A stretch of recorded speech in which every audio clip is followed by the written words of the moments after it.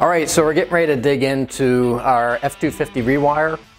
So first, we started trying to unplug some of the different components around the vehicle, all the while taking good pictures of where the wires ran and any plugs that you're not real sure of. So you have good reference to go back to when you're reinstalling a wiring kit.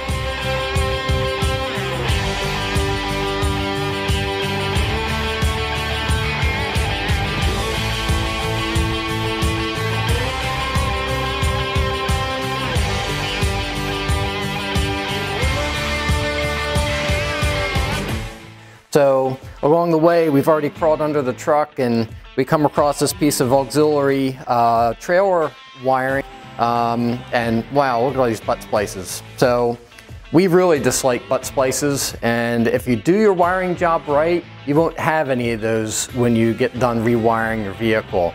So again, take lots of pictures. We're going to pull all these wires away from under the car. We've already loosened up everything around the lights, the four corners.